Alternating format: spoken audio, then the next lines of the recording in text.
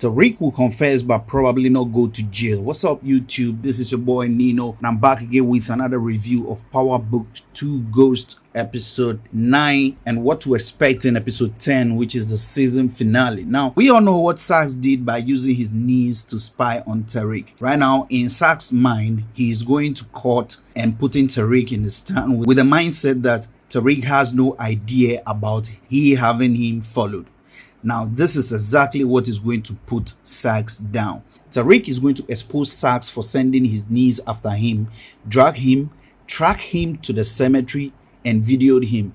Now, this issue is something that is going to implicate Saxe because questions will be asked. How did he get the video? Now, what makes Saxe think it's Tariq who shot his father? Under what evidence?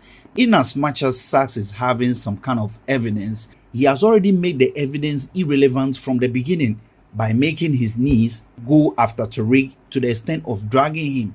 That is some kind of offense in the first place. And I don't think Saxe is going to deny the fact that he has sent his knees after Tariq, because we all know that Tariq has put the pieces together, found out that Saxe is the uncle of Riley, and he found them in court, and already she has drug issues in court already. So all this put together is really going to make Saxe look ridiculous in court.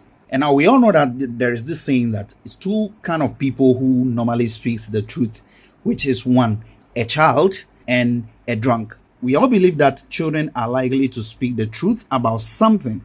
And we also believe that someone who is drunk is likely to confess everything that he is asked. Now, if you pay attention to everything Tariq said at the cemetery, Tariq hasn't made any specific statement that he killed his father. So if Saxe is going to hold on to that video, and if they are going to use the same school of thought that a drunk person is likely to say the truth, then I guess it will also backfire, because Tariq didn't specify that is why I killed you, Dad. He said you were in the way and I had to do it.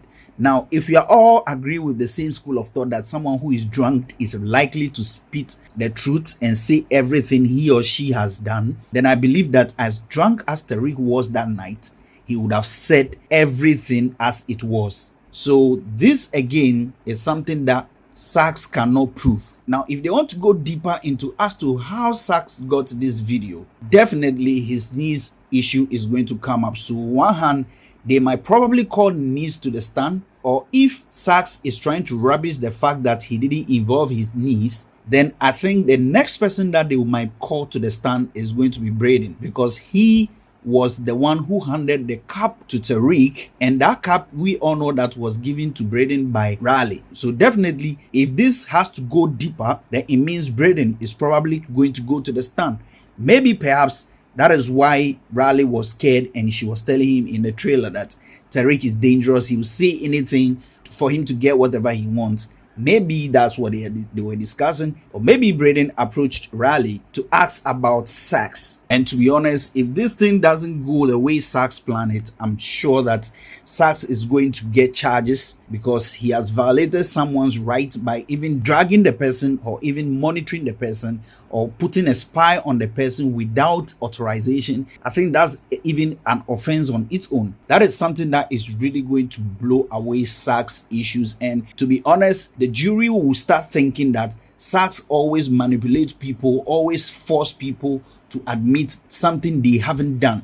And if this thing is going to play the way I perceive it, I am very sure that Tariq and his mother will walk freely at the end of the day, because Saxe's behavior is going to rubbish every other thing he has ever done, even for the fact that he's trying to force Tasha as the queenpin. I think the jury is going to look at everything from a different perspective now because of what Saxe did to Tariq, who is a kid. Seeing Saxe go down is something Tameka and Blanca Rodriguez always aim to see happen. So with all this information, if Tariq opens up to Tameka, who is now his lawyer, and I'm sure he will, because as at this point, Tariq doesn't have a choice. And if Tameka laid down everything Saxe has done from the beginning, trust me, she's going to go hard on Saxe in court. Also, a question like this could come up in court, which I won't be surprised that how did Saxe know that it's Tariq who shot his father?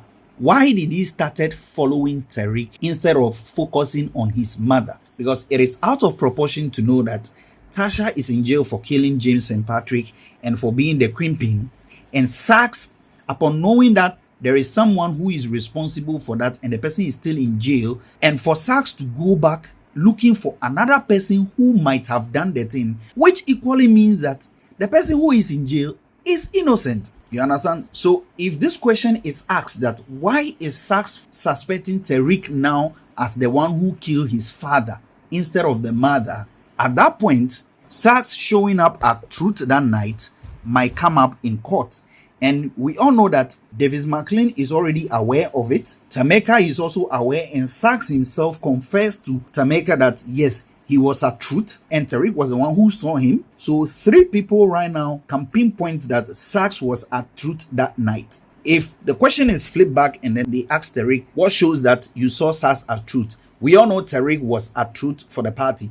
So he could just add it that he was going out when he saw Sachs going in. So if you don't take time, Sachs might be charged again and he might be a suspect to the James St. Patrick murder. Also, in the teaser for the episode finale, there was someone who was driving in this BMW that I suspect to be Tommy. If it is Tommy, then trust me, this final episode is going to be very interesting.